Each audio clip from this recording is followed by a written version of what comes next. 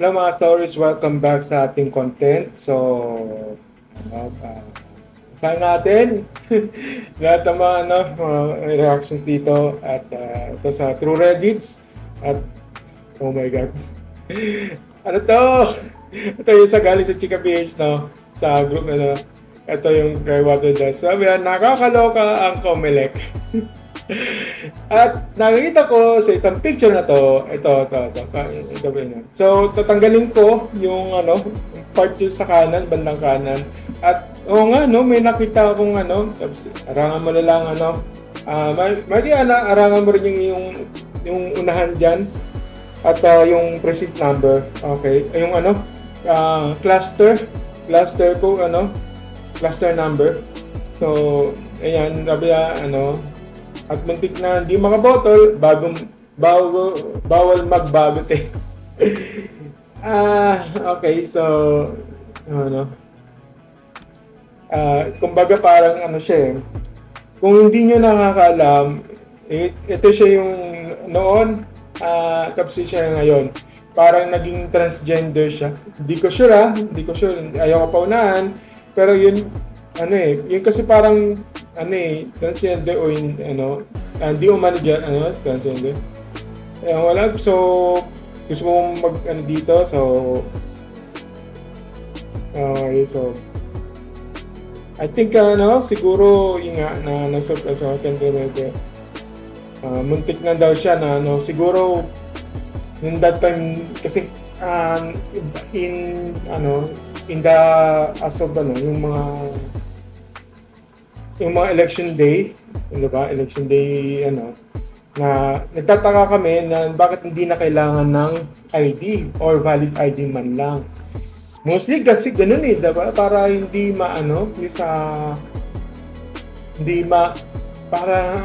ma-verified yung kung siya nga talaga. Pero bakit ngayon hindi na kailangan.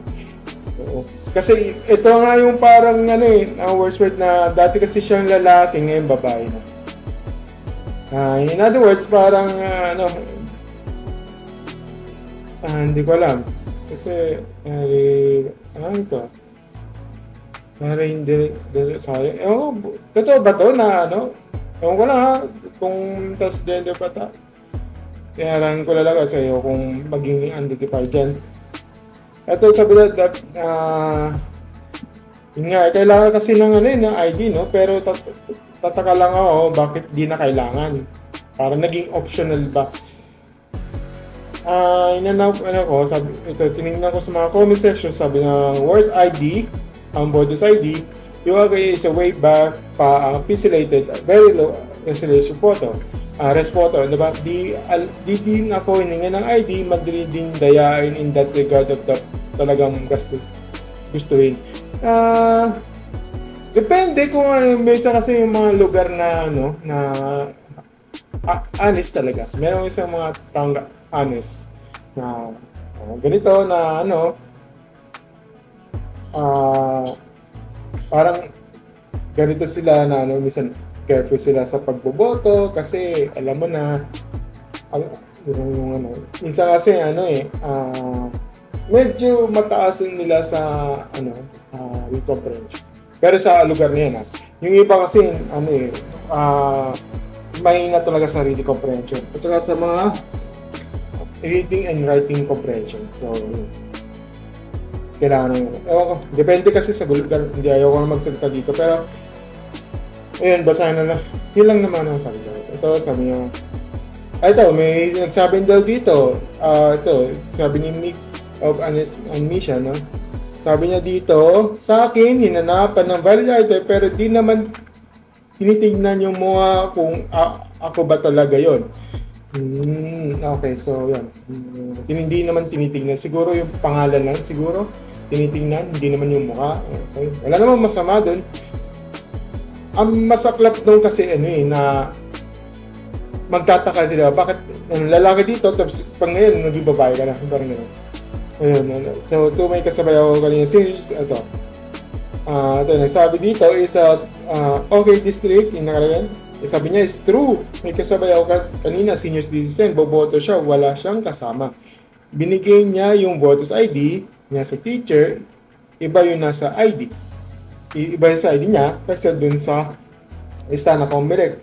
Buti na isip itanong yung middle name nung matanda at yun pala nakalagay yung apelido nung dalaga pa siya.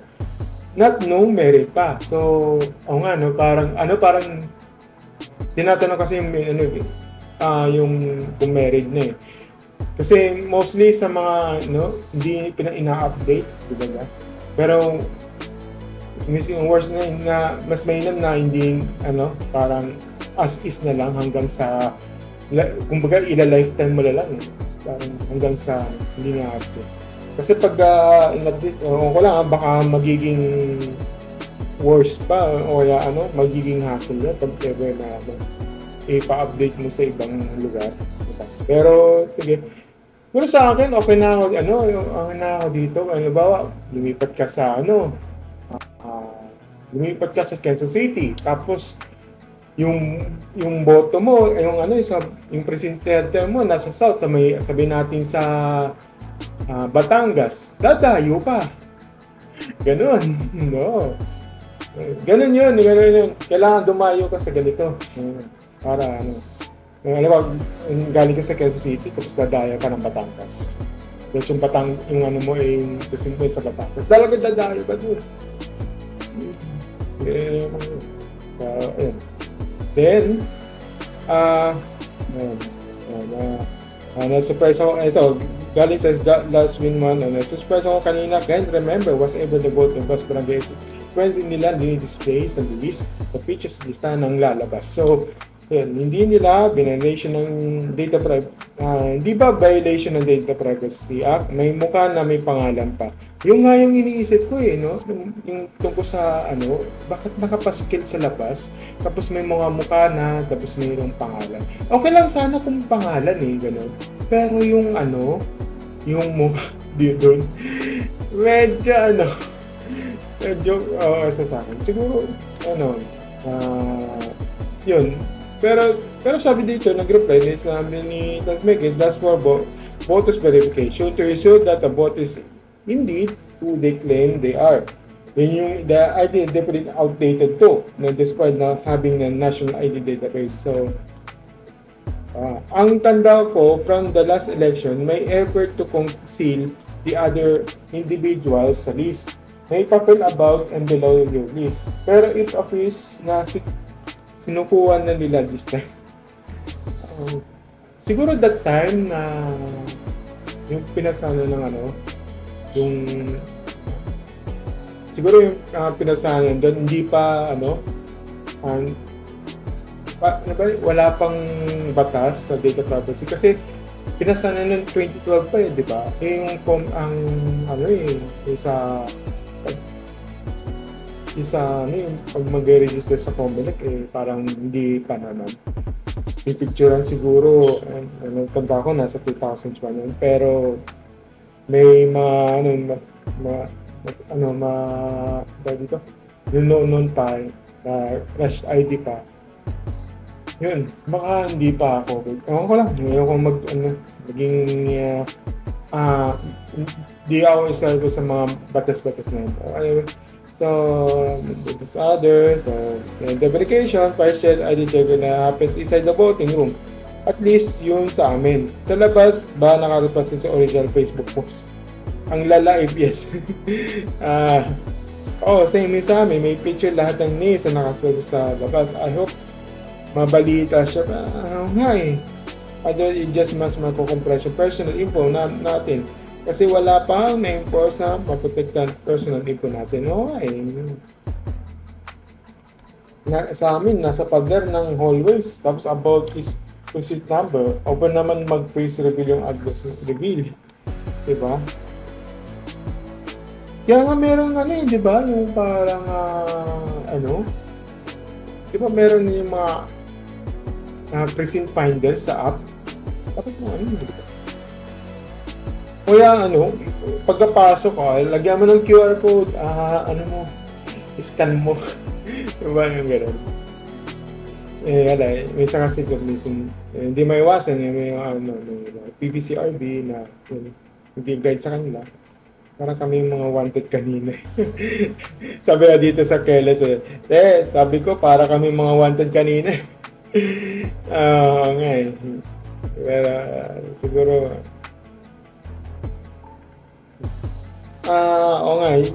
Kahit yung mga noon pa, hanggang ngayon, hindi pa rin. 2,000 pa yung, ano ko eh, yung mukha ko dun eh. Hindi pa na, yun naman.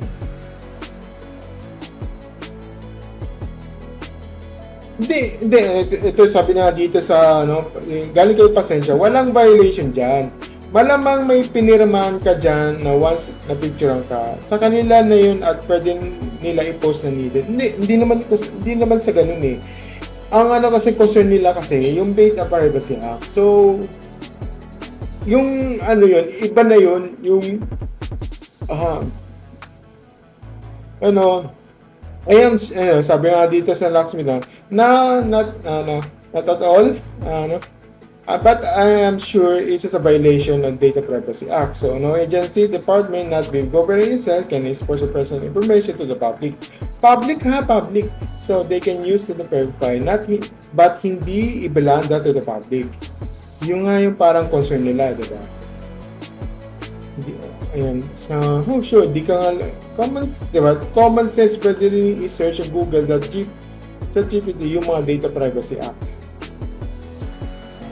Ayan, ito, mayroon kasi, may na okay, so may binigay na link tungkol ito sa yung post voters, name choose outside cuisine. So, basahin natin, ilalagay ko dito sa baba, so nga, ito yung response niya, yung parang concern sa iba.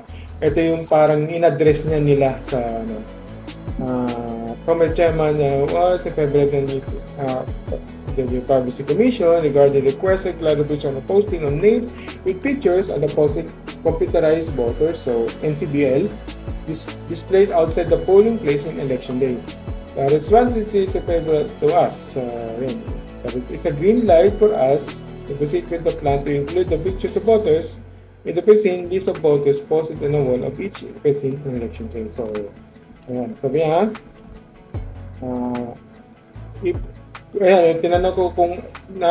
tinanong ko sa MPC kung na-violate ba ito sa privacy laws. So, on behalf of the Commission on Elections, I'm writing to seek clarification these guidance from your esteemed institution regarding the proposed initiative in the next quarter of 1999.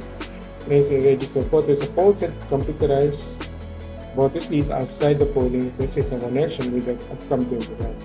Ayan, environment international measures and polling identifying and decide voting locations that simply along the process. He said a letter dated from day 11. The response, so hindi so basahin na lang lang dito kasi basahin mo na lang yung article niya dito, lalagay ko na lang sa kami lang PNA, meron sila, so yun, siguro parang meron silang COA audit, so basahin mo na lang yung dito, aims upon the free flow in the growth in the private sector. So, yes. Medyo mahaba-haba to kasi lalagay ko na lang dito sa link sa baba at pwede niyong basahin yung sa article na yun. So, yun. Ito yung galing to sa Philippine News Agency. So, government to sa article, government news. Balita sa and yun. I see, but they say doesn't understand that. Sabi niya, okay, sabi niya dito na comment section na I see, but all I can say is MPC doesn't understand data privacy. How about the address? Meron na address, di ba? Fix and nation mention, but the address yung possible. Very weak ang billed purpose of Pinas. Ang karamihan native na walang takay. Check mo din kasi yung mga law mismo data privacy. Ipasok yung reason nila, I know will be arguments. Point is, just because MPC said this is okay, not the meant is legal. So, ayoko kasi ano dito eh, maging parang magsabi kung ano ba ganito, ganyan. Pero may concept, medyo for me, kasi meron na kasi tayong data privacy. Oo nga eh, may data privacy. Ang problema kasi dito eh, naka-balendra tapos public. Pero siguro naman siguro naman hindi nyo pinipicture. Make sure na hindi nyo pinipicture yun ha. Ang problema kasi pinipicture ito sa hanapin yung hanapin nyo sa Facebook, ganyan yung para yan yung problema dyan. Yan yung parang magiging yun. So, itay na lang natin ano bang concern dito sa tungkol sa Comelec. At wait na lang natin yung address doon sa Comelec kung ano bang dito. So, yun. Medyo maganda-ganda usapan kasi nababaw concern dito sa. So, yun lang masasabi ko, and then, thank you and see you next week. Bye.